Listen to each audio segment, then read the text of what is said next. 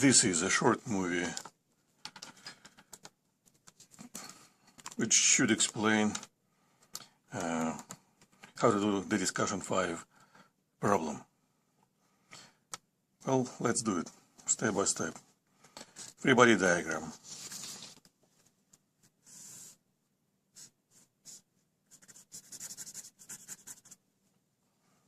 Of course, there's gravity,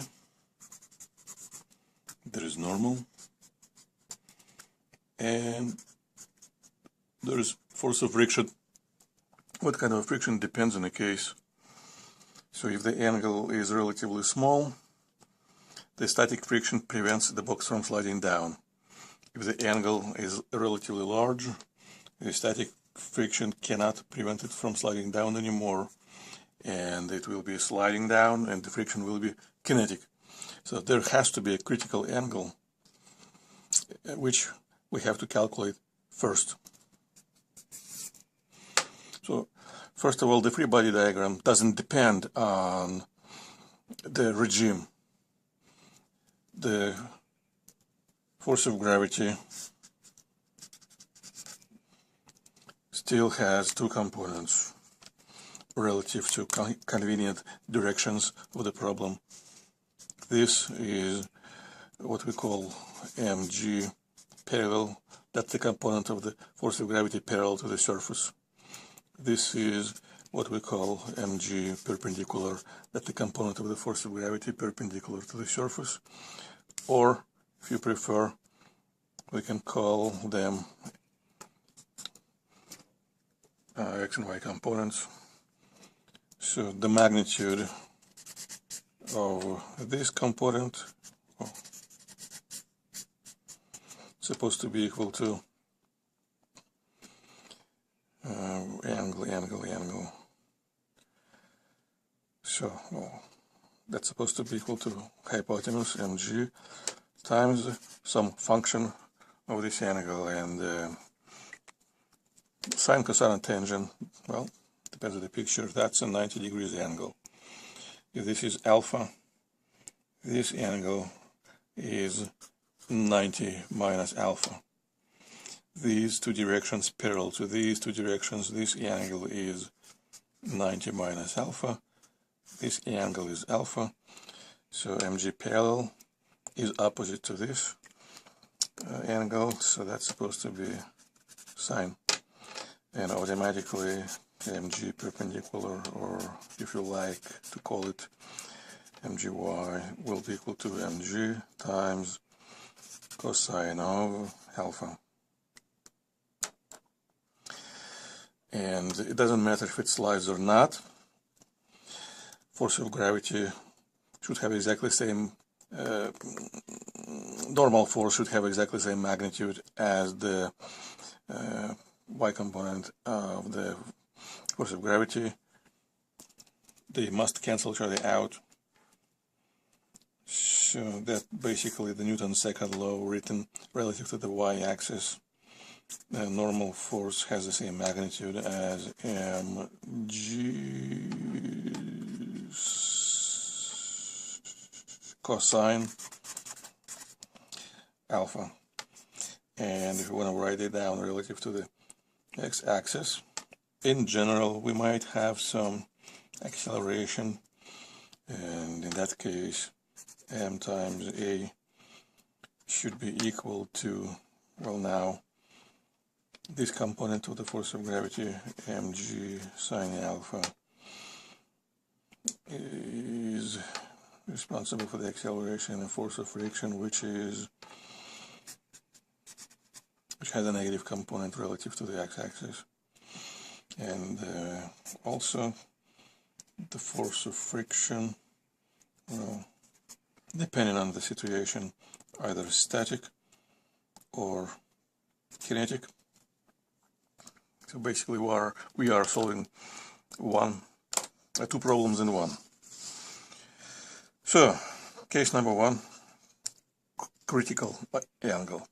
For the critical angle, static friction prevents it from moving yet, but if we just barely make the angle larger, it's going to start sliding down. So for the critical angle, first of all, alpha is equal to alpha critical. First of all, there is no motion yet. Everything is at rest. At rest means velocity is zero, but more importantly, velocity remains zero, so it doesn't change, so there is no acceleration. Plus, at the critical angle, the force of static friction reaches its maximum possible value. Maximum. And for the maximum value of the static friction, we have an equation, coefficient of static friction times the normal force. So this only works for the critical angle. So we can use these expressions, set A to 0, F normal equals mg cosine alpha critical, and 0 equals mg sine alpha critical minus friction, which is equal to maximum value, which is equal to this static friction times normal, which is equal to this.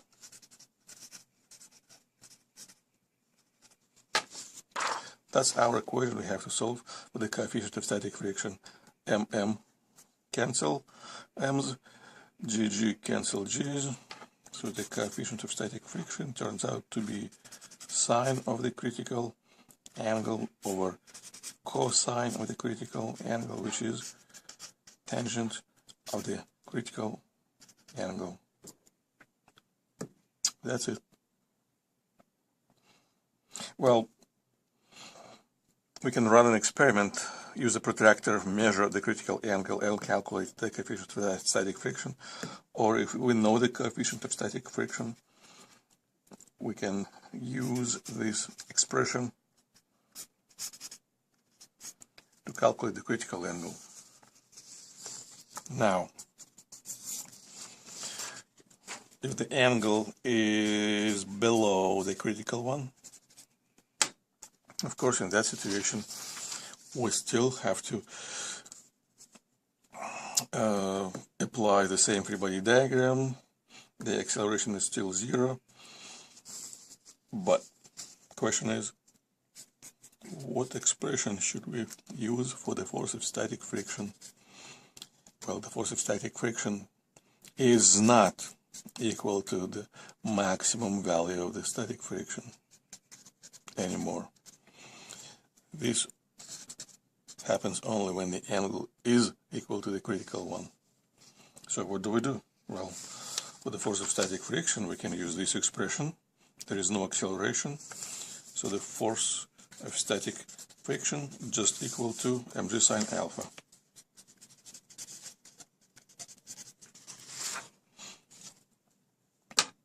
You want to sketch a graph for this? Static friction, alpha, from 0 to alpha critical, the sign looks like this. That's F max.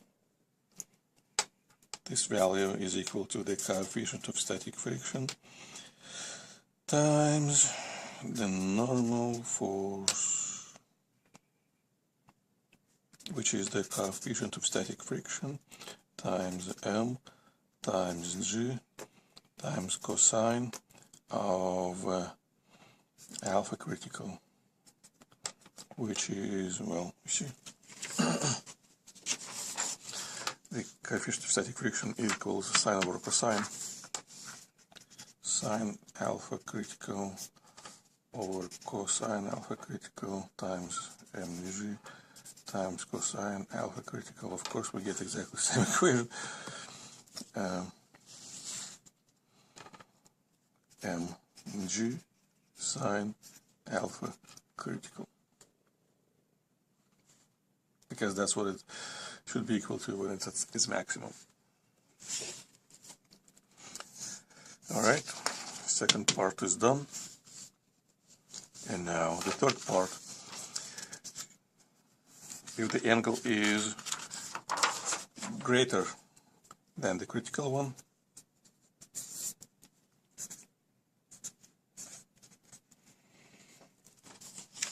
nothing new,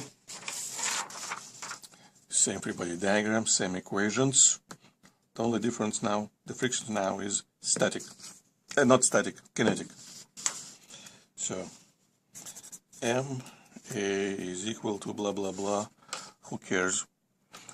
We need to sketch the graph for the force of kinetic friction. The force of kinetic friction should be equal to the coefficient of kinetic friction times the normal force, and the normal force is equal to same expression, mg cosine alpha, just alpha now is above the critical. So if we want to sketch the graph for this function, f kinetic friction, the graph starts at alpha critical and ends at 90 degrees. At alpha critical, we should start from a certain value. That should be coefficient of kinetic friction times m times g times cosine of that critical angle. But then gradually it goes down to 0. Cosine of 90 is 0. Done.